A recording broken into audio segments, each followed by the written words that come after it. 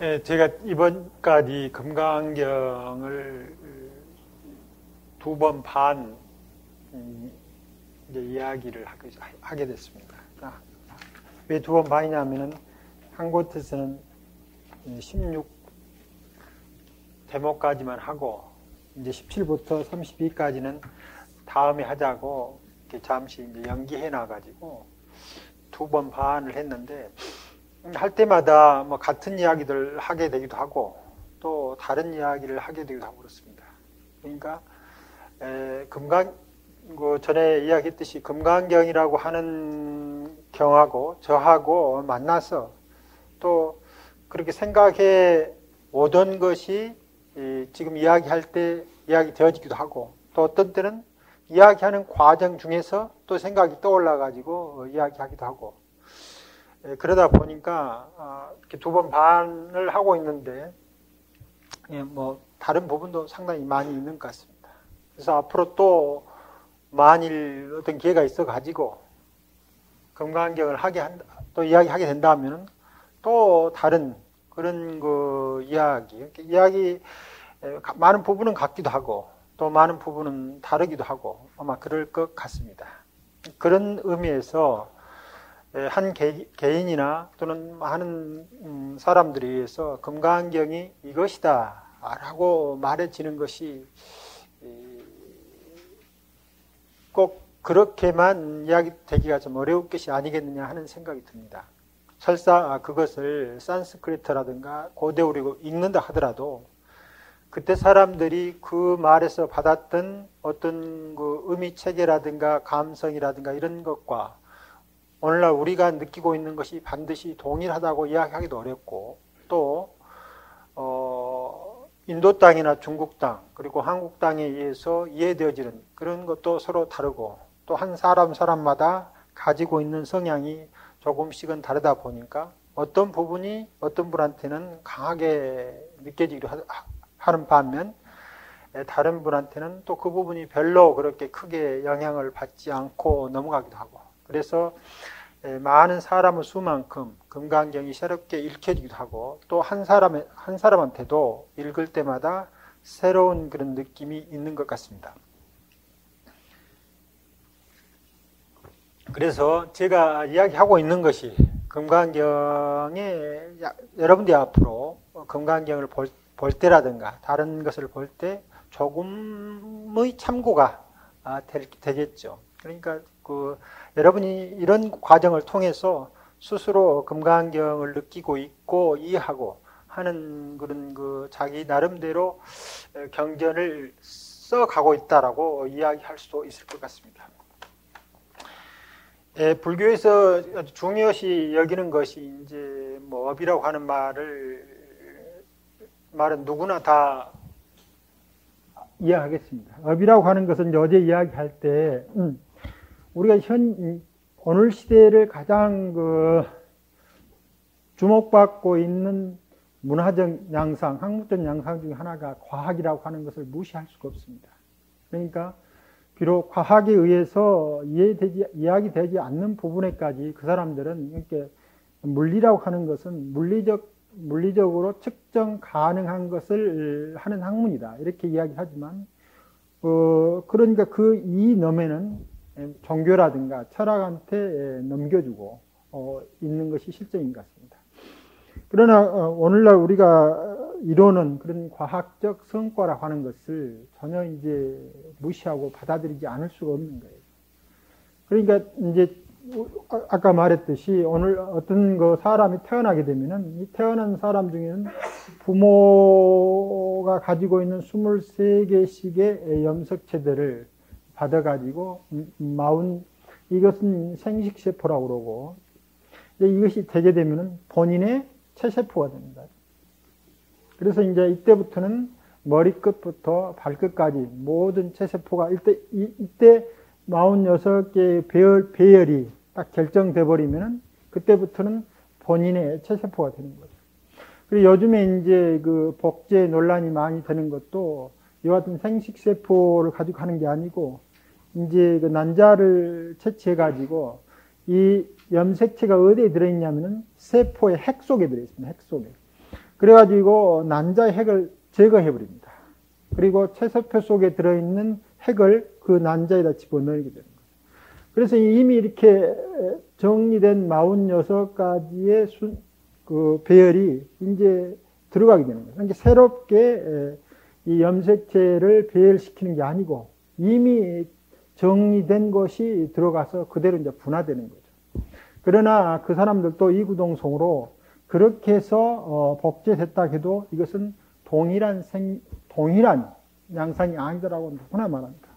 물론 우리도 이와 같은 것만이 삶을 만들어내는 것이 아니기 때문에 동일할 수도 없고요. 그러나 이제 이러한 것들이 너무나 분명하게 우리 앞에 펼쳐져 있습니다. 그래서 우리가 말하는 업이라고 하는 것도 이것과 더불어서 같이 이야기해야 될 겁니다. 물론 이것이 이야기하지 못한 부분도 불교에서 많은 이론들이 있기 때문에, 그리고 또 삶이라고 하는 것이 이것이 결정되어진 것처럼 이야기되는 것은 문제가 있는 거죠. 마치 그 환원해가지고 마지막 어떠한 것들이 삶을 전체적으로 결정하고 있는 것처럼 생각하는 것은 이제 모순이 있는 거죠. 그러나 이렇게 돼서 있는 데까지 것을 부정할 수는 없는 실정이죠. 그래서 이와 같은 것은, 그런데 여기서 이렇게 된 것은 앞서도 말했지만 이것이 불교로 말하면 이 표업이 있고 무표업이 있는데 이건 이제 무표업이죠. 그래서 여기에 저장된 정보하고 이제 우리가 말하는 의가 있는데, 이제 그전에는 이렇게 결정돼서 이 세포 배열이 끝나면 이것이 모든 것을 하는 줄, 즉 요즘 말하는 DNA의 소열을 다 잊게내면 모든 것이 다 되는다고 생각했는데, 그들도 계속 해보니까 이 DNA를 전체적으로 다루고 있는 어떤 우리가 말하는 마음 같은 그런 것이 있어가지고 그것이 일을 하고 있다는 겁니다. 그래, 전번 시간에 말했을 때 뭐 어떤 것, 그 사람 하나는 이렇게 부르기도 하죠. something great라고 이렇게 부릅니다. 그러니까 어떠한 것이 있어가지고 이걸 한 거가 있다. 그럼 우리로 말하면 의와 더불입니다. 그런데 우리가 이제 생활을 하다 보면은 사람이 선악업도 하고 또 그냥 그 밋밋한 그 무기라고 그러죠. 무기적 삶도 있습니다. 그런 거 하면은 이렇게 말을 하고 무엇을 분석하는 그런 능력도 있습니다. 그것을 명언이라고 그러는데, 이와 같이 선악을 업을 행하는 일이라고 그러고 이것을 그냥 명언종자라고 이야기합니다. 그래서 이것은 업종자라고 이야기하고 이것은 명언종자라고 이야기하는데, 이와 같은 것이 이제 이 명언이라고 하는 것은 어떤 말이냐면은 이 안에 들어있는 정보랑 같은 말입니다. 그런데 이 정보를 어떤 식으로 배열할 것인가 하는 말은 내가 어떻게 살아왔느냐 하는 것하고 굉장히 결과적입니다. 그러니까 이때 이 선악업을 통해서 이 명언종자가 언뜻 보면은 이것이 선악업이 그대로 결과 지운 것은 아니지만은 이 모든 것을 배열해서 다음 삶에서 어떻게 그 행동을 어떻게 지향해서 갈 것인가를 결정하는데 선악업이 아주 상당히 중요한 역할을 하게 됩니다. 그래서 이와 같이 선악이 같은 결과를 내는 것을 둥류라고 그러고, 그렇게 명언종자는 이것은 선악업이 아니고 말을 할 줄 아는 능력, 그러니까 언어를 배열하고 분석하는 능력이죠. 그러니까 이건 그 자체로 항상 같은 능력이 흘러가는 거죠. 이것을 등유습기라고 그러고 이것도 마찬가지로 등유가 되는 거죠. 그런데 이 같은 등유습기 중에 이 선악업이라고 하는 것은 이 언어를 배열하고 분석하는 것만 있어 가지고 언어가 분석되고 배열되는 게 아니고, 평소에 우리가 어떻게 살아왔느냐는 선악업을 통해서 이것이 어떤 식으로 그 언어를 쓰고 있느냐, 그 언어 속에 담는 표정이나 감성이나 내용을 결정하게 만드는 거예요. 언어 그 자체, 선악업 그 자체가 우리들의 다음에서 좋은 것이나 나쁜 것을 결정하는 대로 대로 흘러가고, 그 다음에 한편으로는 언어를 발할 때 어떤 식으로 발하게 할 것인가, 즉 말에 무슨 색깔을 입힐 것인가도 무엇이 결정하느냐면 선악업이 결정하는 거예요. 그래서 이 선악업이 우리가 근본적으로 가지고 있는 언어 분석 능력에 어떤 색깔을 입힐 것인가 하는 데서는 뭐라고 말하냐면 이숙십기라고 합니다. 이숙. 그러니까 선악업이 이 말을 행할 줄 아는 이 능력에다가 색깔을 입히는 것은 선악의 동일한 결과가 아니다. 다만 어떤 지향성을 갖게 하는 것으로 작용하니까 선악과는 다른 형태로 작용하고 있는 거예요. 그래서 이숙습기라고 합니다.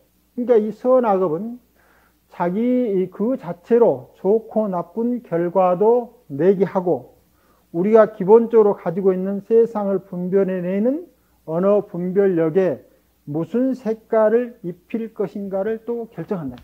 그러니까 우리가 살아올 때 세상을 분별하고 또 언어를 통해서 이해하는 것이 굉장히 중요함에도 불구하고 그 이면에 어떻게 살았는가가 결정적으로 중요하다. 그래서 선을 많이 쌓으면 이 언어 분석 능력의 색깔이 달라지는 거예요. 악을 많이 쌓으면 마찬가지로 그 분석력이 달라진다. 같은 아를 하더라도 선을 많이 하는 사람이 가지고 있는 아의 파동하고 악을 많이 하는 사람의 아의 파동이 다르다는 겁니다. 삶을 함께 열어가는데 어떤 식으로 작용하게 하느냐 하는 측면에서 보면 그 자체로는 선악은 아니에요. 그러나 그것이 우리 삶의 관계를 구성할 때 어떤 식으로 작용해진가 하는 데 대해서는 이것이 작용하고 있는 겁니다. 그러나 이것이 이제 많아지면은 우리 삶 가운데서 언어 분석이 예를 들면 뭐 좋지 않는 파동을 내는 분석을 내면은 그 결과가 괴로움으로 나타나는 거죠. 그러니까 그때 우리는 이 언어를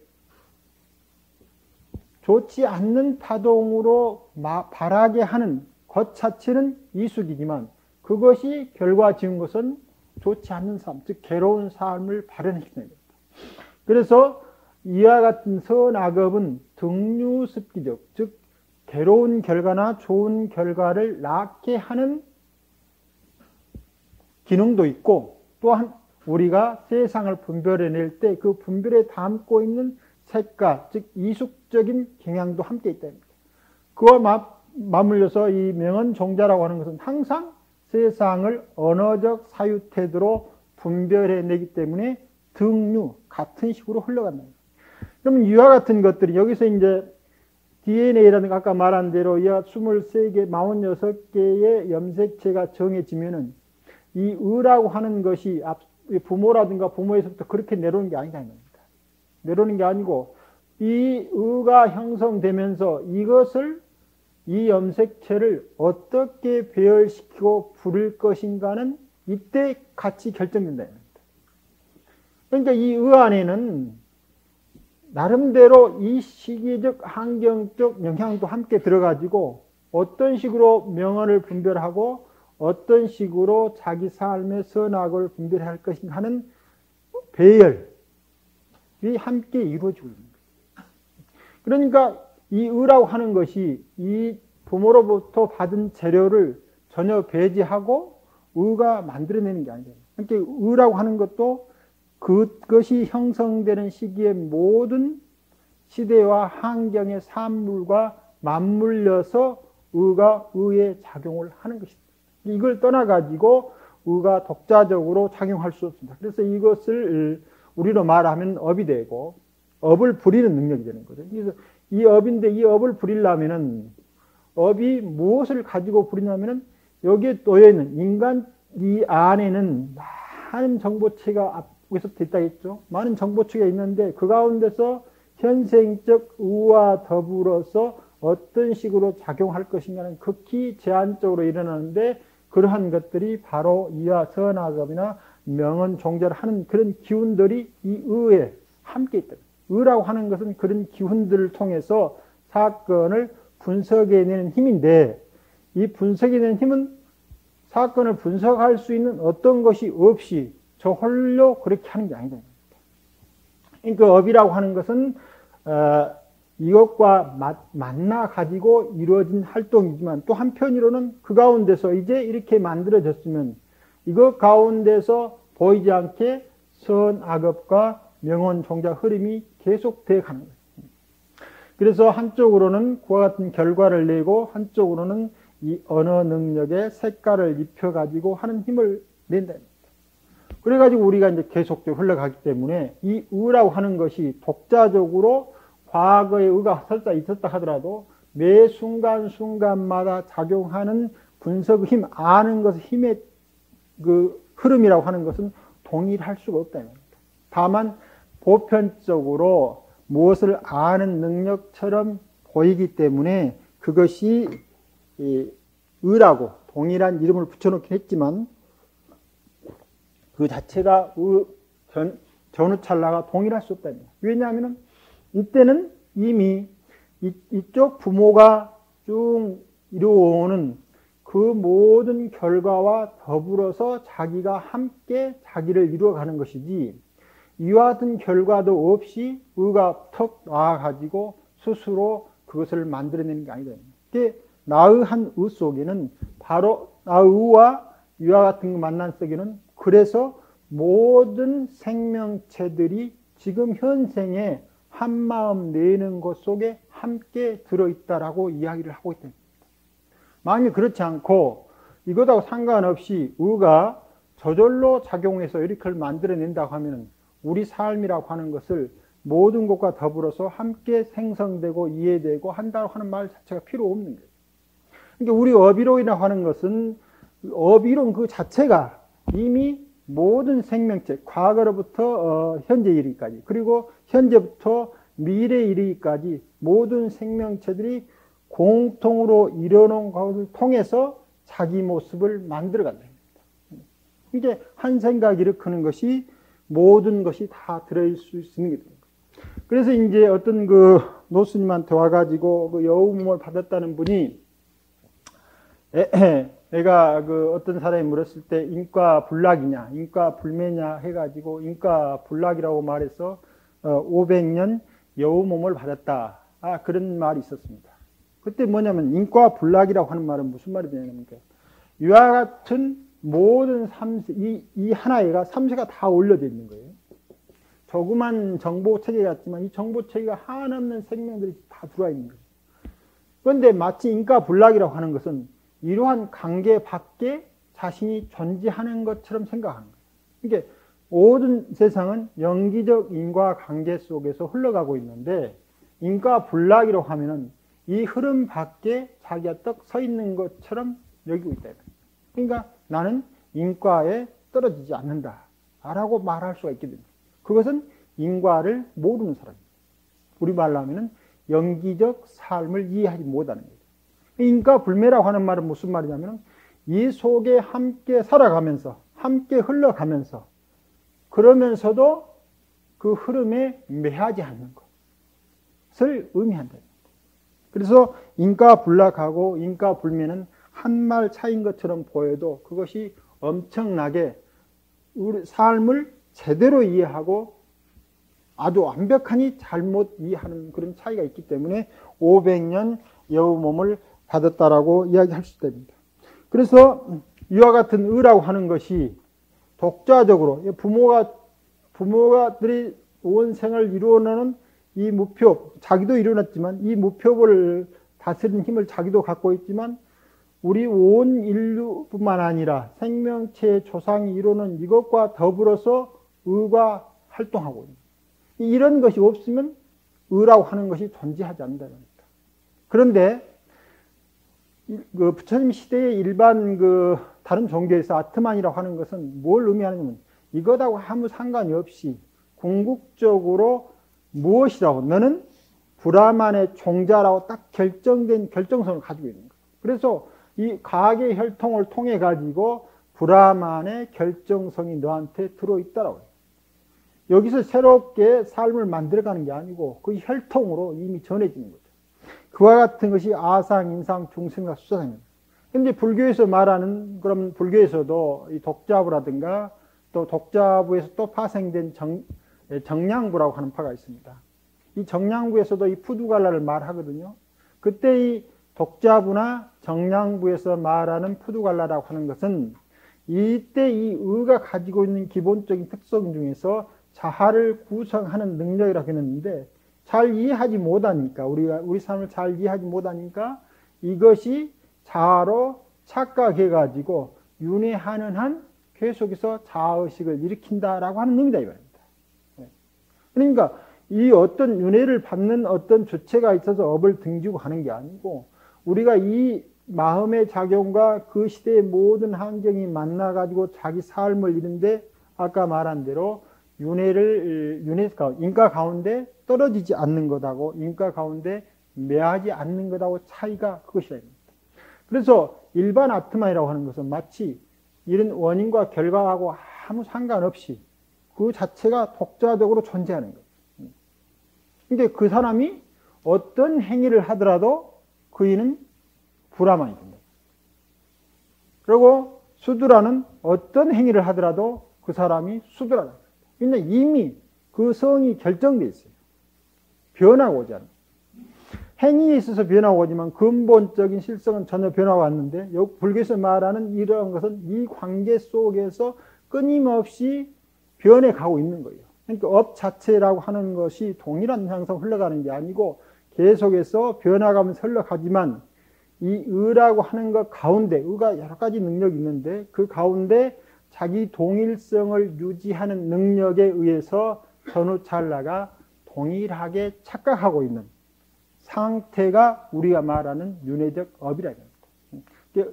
업이라고 하는 것은 그래서 자아가 있다라고 하는 생각이 연속되는 한까지가 윤회라고 합니다.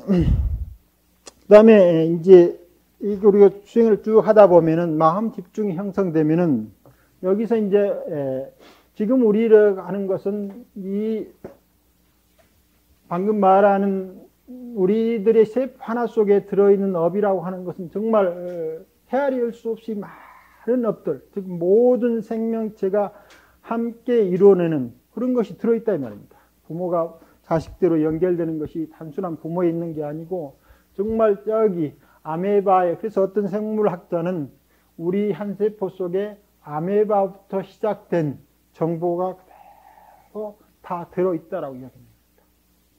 그러니까 지금 우리가 인간의 보편적인 의식 활동 속에서 하고 있는 것하고 수행을 통해서 자기 주시를 계속하고 있는 데서 이 작용력이 서로 달라지는 거예요. 그러다 보니까 지금은 몸의 감각이라는 다른 것들이 이렇게 느껴지지만 다른 의식 상태에 들어가면은 이 두 관계를 구성해내는 힘이 달라지는 거예요. 그래서 몸이 분명히 있는데도 불구하고 몸에서 일어나는 감각이 사라지는 것처럼 그런 것을 느끼게 되는데 이것은 나라든가 나에 대한 집착이 사라진 게 아니거든요. 다만 주시력에 의해 가지고 현재 우리가 일반적으로 가지고 있는 우와 법의 관계 속에서 약간 다른 것을 경험하고 있다. 이게 그것은 나라든가 나의 것이 사라지는 것이 아닌데 왜 그런 것이 중요하느냐면은 그런 것을 통해서 지금까지 우리가 몸은 항상 이렇다, 기는 항상 이렇다라고 느껴진 것에 대하여 다시 물어볼 수 있는 계기가 마련된 겁니다. 내가 의식 집중을 하고 있었는데 몸이 사라졌다. 몸이 사라진 게 아니고 몸의 감각이 사라진 거예요.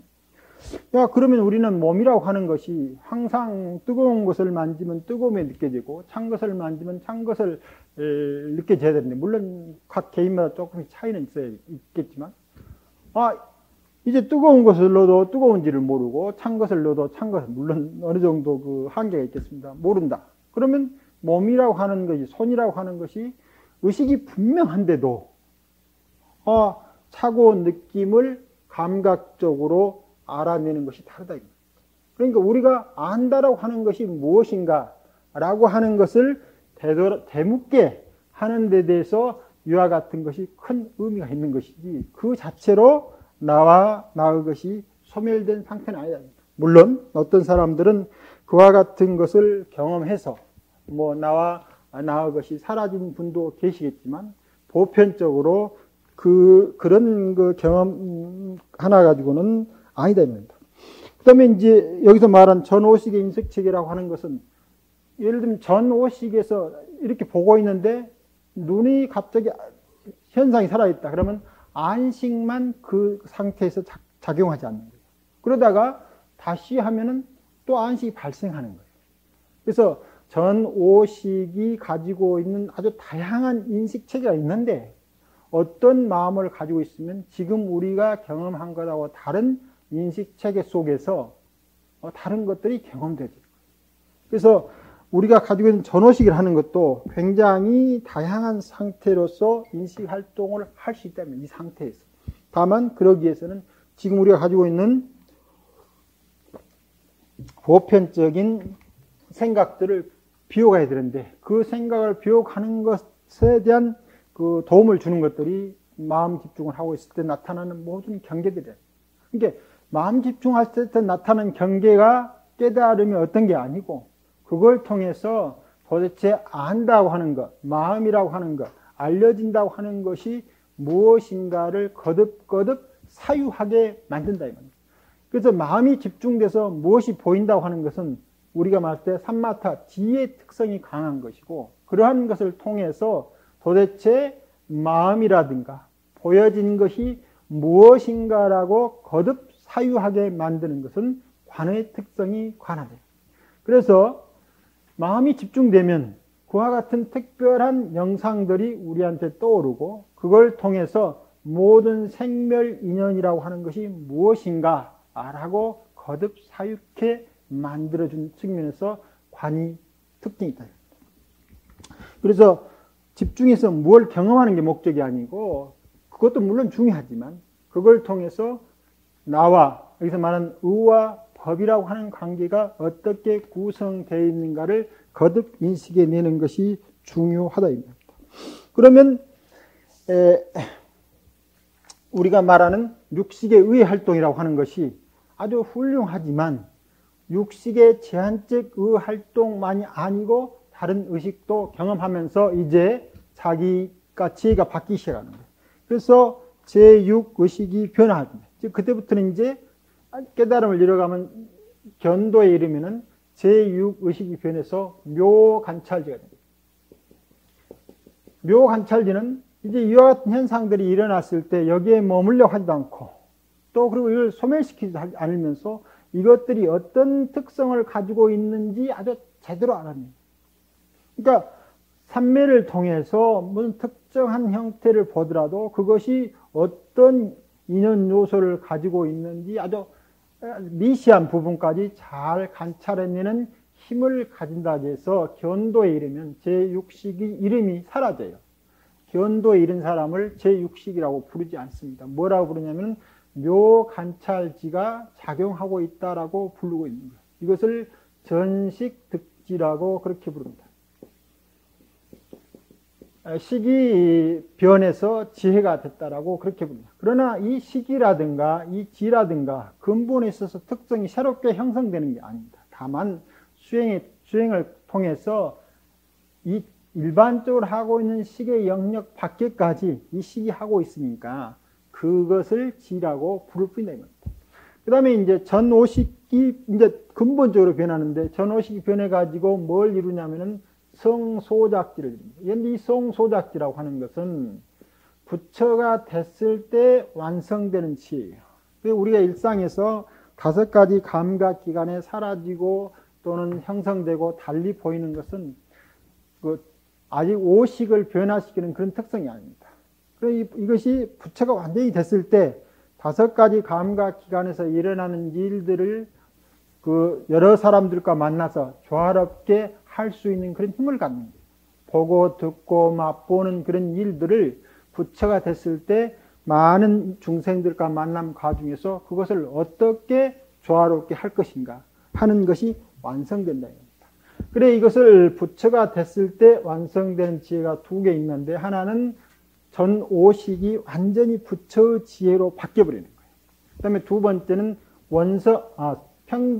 대원경지라고 해가지고 이제 아주 원만한, 그래서 온 법계가 그냥 하나가 척 드러났던 그런 그 지혜 속에 들어가게 됩니다. 이 두 개가 부처가 됐을 때 이르는데, 대원경지는 8시기, 제8시기 변에서 대원강지를 하고, 이것은 전5시기, 그 다음에 묘갈찰질은 제6시기, 그 다음에 이제 7식은 평등성지라고 그러는데, 제7식은 자아를 구성하는 힘이에요. 나라고 하는 생각을. 오늘 우리가 이제 보통적으로 내가 있다, 아까 말한 대로 브라만이라고 하는 것은 어떤 행위를 하든지 간에 그 사람은 브라만이다. 또 수드라는 어떤 행위를 하든지 간에 아주 궁극적으로 안에가 수드라의 실체가 있는데, 우리 삶이라고 하는 것을 자세히 들여다보니까 이 몸하고 마음밖에 없다 이 말입니다. 자, 몸 안에 브라만이 있습니까? 라고 묻는 거죠. 그 다음에 마음 안에 브라만이 있습니까? 마음도 수시로 변하고 몸도 수시로 변한다. 그러니까 그전에는 교육받아진 관습적인 종교적인 가르침에 의해서 그저 실체적으로 자아가 있다라고 생각했는데, 우리가 그 말을 잠시 중단하고 한번 봅시다. 그리고 이제 이런 일들을 그 불교도들이나 그 밖에 다른 그 종파들이나 철학자들이 아주 치열한 논쟁을 하는 거죠. 그래가지고 논리적으로도 설득이 되고, 그 다음에 체험적으로도 이해됐을 때 비로소 마음과 몸을 제한 상태로서의 다른 자아가 없다 할 때, 보통 이 아트마라고 하는 우리가 일상 쓰고 있는 몸과 마음의 주인처럼 존재하는 어떤 것이 있다고 생각합니다. 자세히 보니까 우리가 법국행 읽어보면 마음이 주인이라고 하는 말이 많아요. 이때 이 마음이라고 하는 것은 그 브라만의 자아적 주인하고 다르다 이 말입니다. 마음이라고 하는 것은 모든 인연처에서 그 인연을 다 그 인연대로 비춰내는 힘이에요. 붉은색이 오면은 붉은색을 비춰주고, 푸른색이 오면 푸른색을 비춰주면서 마음이 붉은색이 되고 마음이 푸른색이 돼요. 그러니까 함께 어울려서 그 세계를 구성하기 때문에. 그러면서도 불구하고 이제 집중이 바뀌어지면은 붉은색이 아닐 수도 있는 거예요.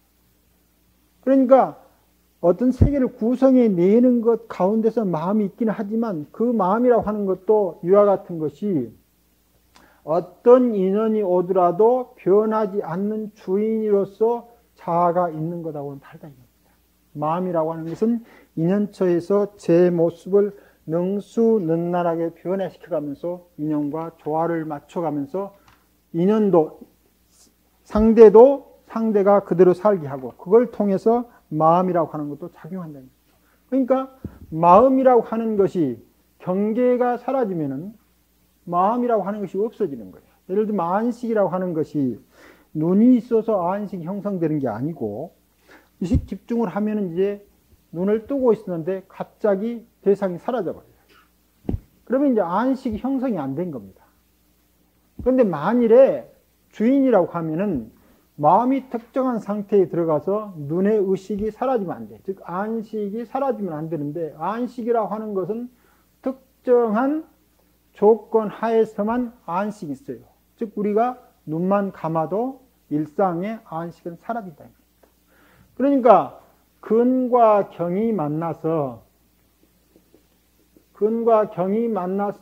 있을 때 이 근이 알의 주인인 것처럼 생각하지만, 조건만 바뀌면 근이 근의 역할을 못해요. 예를 들면 햇빛만 딱 제거시켜버리면 우리 눈이라고 하는 것은 근으로서 작용을 못하는 거예요. 그리고 그때는 마음도 눈을 통해서 안식이 형성되는 게 아니에요. 안식이 없어요. 그래서 근과 경이 만나서 안식을 만들기는 하지만, 그러니까 안식이 먼저도 아니에요. 이 두 개가 만나면 이것이 함께 안식이라고 하는 경계를 만들어내는 거예요. 안식의 장을 만들어내는데, 이 둘 중에 변화만 오면은 안식의 장들이 달라지는 거예요. 그래서 안식이 이 안의 주인도 아니고 근이 주인도 아니고 경이 주인도 아니고 인연 따라서 그렇게 놔둘 뿐이다 이 말입니다. 그래서 어떠한 것들이 주체적 자아로서 존재하지 않는다라고 하는 것을 확연히 알게 됩니다. 그러니까 그전에는 이 자아가 이 안에 있어 가지고 브라만으로서 영원히 뛰어난 수드라에 비해서 헤아릴 수 없는 자아가 있다라고 생각했는데 몸과 마음을 제하고 자아가 있는지 찾아보니까 몸과 마음을 제하고는 다른 것이 없어요. 그런데 몸도 자아가 아니고 마음도 자아가 아니다. 그래서 우리 모두는 이와 같이 함께 인연을 이루어가면서 삶을 만들어가고 있다고 하는 것이 아주 사무치게 이해돼서 자아의식이 사라지는 것을 뭐라고 하냐면 평등성지라고. 자아가 없으니까. 그래서 이것은 제7식이 변해서 평등성지가 되는데 이것도 마찬가지로 견도를 이루게 되면은 평등성지. 그래서 이 임류를 견도라고 하는데 왜 견도라고 하냐면 이때 가장 중심적으로 없어지는 것이 악견이 악견. 도를 보는 것도 있지만 보는 것이 도가 되는 거예요. 그래서 그 수행 가운데서 나타난 경계가 우리들로 하여금 세상을 새롭게 보는 그런 관으로서 역할을 했을 때 비로소 지와 간이 성숙되어 가지고 삶을 다르게 보는 역할을 하게 됩니다. 이게 어떨 때는 전호식 가운데 어떤 것이 발생을 하지 않는 거죠. 그러나 그것 자체가 그런 인연을 만들었던 것이지 전호식이 소멸되는 게 아니에요. 부처님이 되면은 부처님이 돼서도 전호식 즉 말을 하면은 길을 통해서 의미체계로 똑같이 이해한다 이 말입니다. 다만 지혜로서 이해합니다. 즉 성소작지로서 대원경지로서 묘관찰지로서 평등성지로서 작용하는 작용이 다르다. 그러니까 우리가 전호식이나 전육식을 통해서 사건을 이해하는 것하고 부처님이 5가지 감각기관과 마음을 통해서 어떤 것을 이해하는 그 작용이 차이가 있다.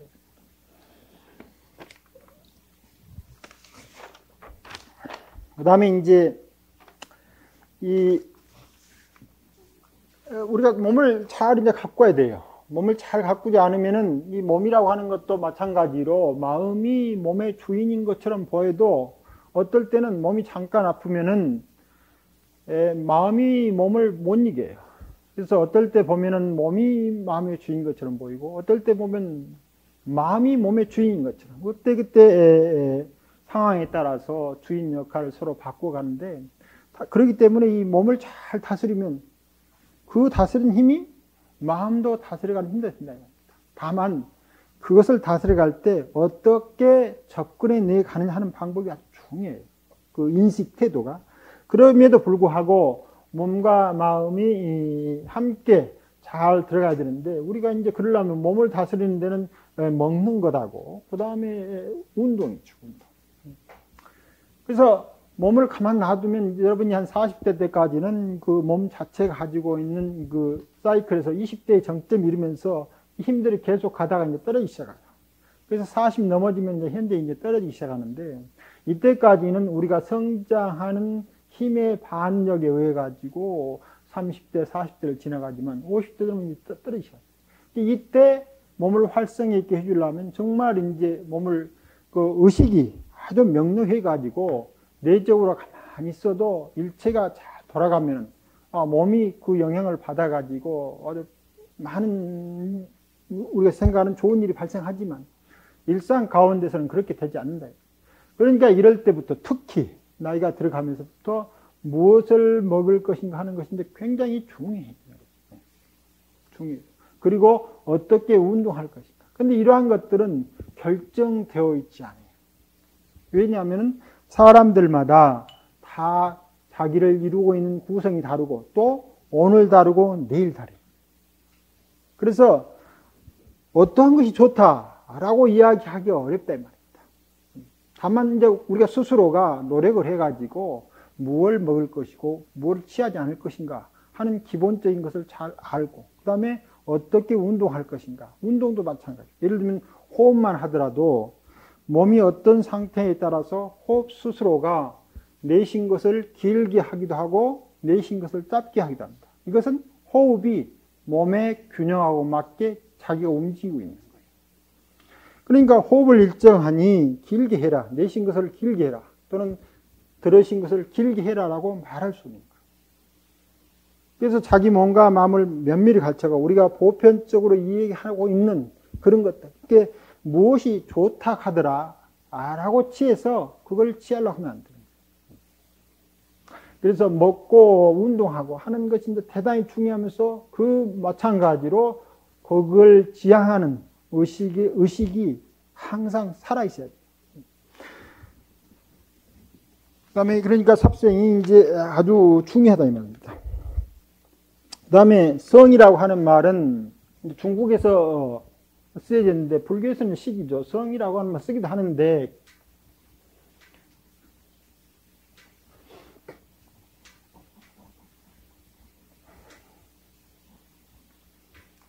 예를 들면 하늘에는 하늘의 도가 있는데 그것이 천성이에요.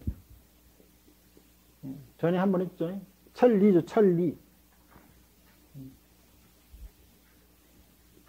하늘의 도가 일정한 법칙성이 있는 거죠. 그러니까 우주에 일정한 법칙성이 있는데 이것을 천리라고 그럽니다. 그 다음에 사람에는 이 일을 따는 사람 나름대로 근본성이 있는 거죠. 이것을 성이라고 그렇게 이야기하고 우리가 조선조 때 조선 그 정치의 이념이 됐던 성리학이라고 이렇게 불렀죠. 그런데 중국에서는 이 주자 성리학 말고도 무슨 양명학도 있었고 또 그 밖에 다른 많은 사상들이 주자 이해에도 상당히 막 변했고 양명학만 하더라도 주자의 성리학에 견줄 만큼 그렇게 자기 어떤 그 학문적 토대를 갖고 있는데 만일에 우리나라에서 양명학을 했다 하면은 벼슬 길을 나아갈 길이 없는 거죠. 왜냐하면 당시에도 일면 프랑스의 고등학생들이 너는 삶을 어떻게 생각하느냐 라는 것이 고등학교 시험에 나오는 거예요. 그러면 각 사람마다 삶을 생각할 때 그 삶을 이해하는 것이 위대한 사람이 삶을 이렇게 정해 놓은 것에 잘 맞는 것을 가지고 정답을 주는 게 아니다. 이가 얼마나 삶을 정말 자기 나름대로 반성하고 사유해서 삶을 이야기하고 그 논리적 과정이 뛰어났느냐 하는 것으로 점수를 주는 거예요. 고등학교 때부터 그런 시험을 친다 이 말입니다. 그 다음에 대학 갈 때 보면 아주 철학감이 굉장히 중요해가지고 그런 시험을 치는데 거기에 정답이 있을 수 없어요. 그러니까 시험 보는 사람들 가운데 이미 다른 이야기를 할 수 있는 여지가 많고 그 이야기가 설사 감독관이 가지고 있는 생각하고 다를지라도 이가 깊게 사유하고 있고 그것을 아주 설득력 있게 써내면 점수가 좋은 거예요. 자기 생각하고 전혀 다르더라고요. 그런데 우리는 삶이란 이런 것이다라고 주어놓고 그렇게 쓴 사람만 점수를 받게 되는 거예요. 그러니까 조선 성리학이 가장 문제가 되는 것은 주자가 말해놓은 이론을 쓰면은 정답이 되고 그 말을 안 쓰면은 사문난적이라고 해가지고 문제가 되는 거예요. 그러니까 아무도 자기 나름대로 독특한 사유체계를 구성할 수 없게 돼 있다. 마치 오늘날 우리 학교 시험하고 똑같은 거예요. 같은 시대를 살아가는데 이 프랑스 같은 데는 그래서 계속해서 새로운 시대를 구성해내는 철학체계를 자기들이 만들어가는 거예요. 예를 들면 얼마 전에 돌아가셨던 데리다 같은 사람, 물론 그분이 자살했는지는 잘 모르겠습니다만 자살했습니다. 나이가 많이 자살했는데 무슨 해체주의, 무슨 주의, 뭐 푸코엔 뭐 이렇게 해가지고 다 이렇게 한다. 그러니까 그래서 그 사람들이 학교 시험 그리 나오는 거예요. 너는 삶을 어떻게 생각하냐? 너는 죽음을 어떻게 생각하냐? 너는 종교를 어떻게 생각하냐? 그러니까 정해진 답을 쓰는 게 아니고 그 사람이 독서도 하고 생각도 하고 많은 걸 통해서 이해되는데 우리 성리학이라고 하는 것은 안 그래요. 주자가 말해놓은 대로 쓰는 답이 반드시 정답이 돼요. 그래가지고 이 성의 자유로움이 주자가 해석해낸 대로 해석되는 거예요. 그러니까 우리가 일상으로 가지고 있는 성이 그렇게 됐다. 그런데 방금처럼 말하면 성이 결정성을 갖고 있는 거예요. 우리가 지금까지 교육받았고 관습적으로 이해된 어떤 사상 체계라고 하는 것은 아주 훌륭한 사람이 정답을 내려놓고 그리고 우리가 그것을 배우면 된다는 식으로 배워왔다 이 말입니다. 그런데 시기라고 하는 말은 무슨 말이냐? 이와 같이 결정성을 갖지 않아요. 시기라고 하는 것은 인연처에서 근과 경이 만나면 알미라고 하는 형태로 근경이 만나서 변화하고 있는, 무상색의 변화죠.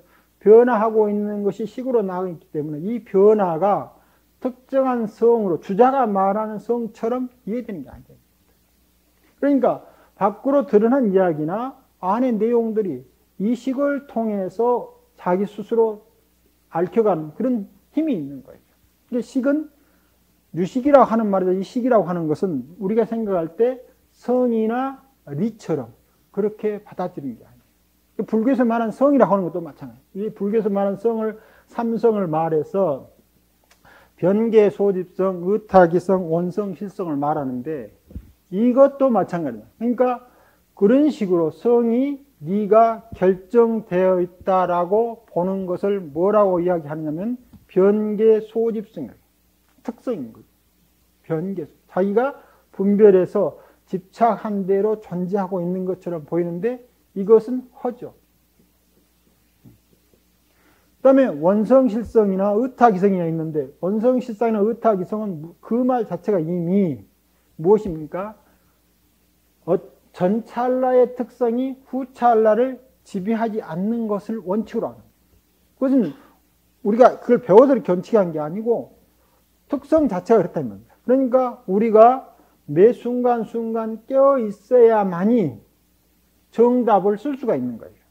그러니까 우리가 아무리 글을 많이 읽고 생각을 많이 하더라도 깨어 있지 못하면 읽고 보이는 대로 쓰게 되는데 깨어 있을 때만 그 현장의 일을 제대로 이해할 수 있어요. 그래서 선이라고 하는 말이 지금 이 자리에서 바로 깨어 있음을 의미한다. 깨어 있지 않으면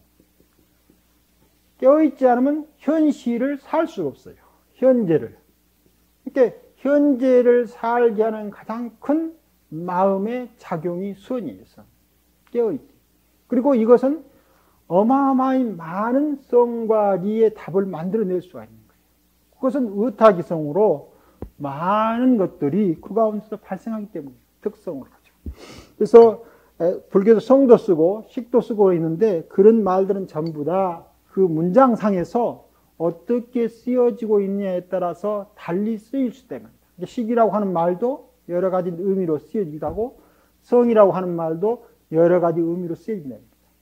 그래서 마치 이 글이라고 하는 것, 성이라든가 이 식을 말하는 글들이 금강경에서 말할 때 내가 말하는 것이 뗏목과 같다는 의미하고 똑같은 거예요. 즉, 그 이야기를 하고 있는 전체 줄거리가 빠져버리고 식이라든가 성이라는 것만 딱 살아나 버리면 우리가 마치 삶은 이것이다라고 답을 쓰면 90점, 100점을 주는 거랑 똑같이 됩니다. 그래서 성식을 말은 많이 하지만 그것이 쓰임에 따라서 그 내용들이 다 달라질 수 있다 이겁니다. 그 다음에 사상이라고 하는 것이 이제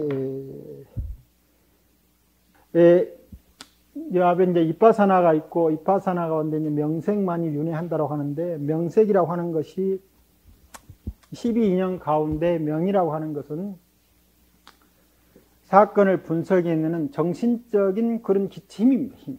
그러니까 무엇을 알아내는, 아는 것을 특성으로 하는 에너지죠. 예를 들면. 그 다음에 색이라고 하는 것은 그것이 물질화 되는 거예요. 그래서 명색이라고 했을 때 이 명은 색으로 현상할 수 없기 때문에 그냥 이름 붙여서 우리가 정신이나 뭐 이름 붙여서 그냥 명이라 하고 그 다음에 이 색은 물질로 현현할 수 있는 힘인 거예요. 그리고 명색이라고 하는 것은 그 물질과 더불어서 우리 정신적인 작용을 할 수 있는 어떤 것들이에요. 이 12년 가운데 무명, 행식, 명색, 누기 그래가지고 이제 이것이 작용을 하게 되면은 6가지 몸의 감각기관을 만들면서 6가지 감각기관 중에는 법이 있는데 법에 상대되는 것이 의죠. 이 의가 무엇이 구체적으로 작용하고 있냐면 이 명이 의로 구체적으로 육입이라고 하는 것이 원치로 보면은 6가지 대상처럼 보이지만 육입이 대상이 될 때는 반드시 그것과 상대되는 근을 설정하고 있다. 근 없는 경이 없어요. 이 두 가지가 서로 작용을 주고받는 의미에서 입이 되는 거예요. 그래서 그 가운데 의적 활동이 명인데 그렇다고 해서 다른 안이비설신이나 색성학미초법에서 이 의의 규정성이 들어가 있지 않느냐? 들어가 있는 거예요. 즉, 이 색을 어떤 식으로 색깔 입힐 것인가 하는 작용 속이 이 가운데서 함께 이루어지고 있는 거예요. 그러니까 독자적으로 색은 색길만 가고 명은 명길만 가는 게 아니고 이 상태에서 육입으로 갈 때도 이 명이 색한테 영향을 주고 있고 이 색이 명한테 영향을 주고 있으면서 이런 과정을 전개해 간다 이 말입니다. 그러니까 모든 수행 가운데서 12인연이라고 하는 것은 무슨 이빠사나가 됐든 또 그 밖에 다른 많은 수행이 됐든지 우리가 환멸문을 통해서 이해하게 되면 궁극적으로 처음 서 있었던 무명이 사라지게 되죠. 그래서 이와 같은 과정을 잘 물론 거슬러 온다는 것은 멸의 의미입니다. 그러니까 이 기존적으로 가지고 있는 명의 제한성이나 색의 제한성을 소멸시키는 것이 환멸문이에요. 환멸문을 과정을 통하면 어떤 수행이든지 근본 무명이 해체되게 됐습니다.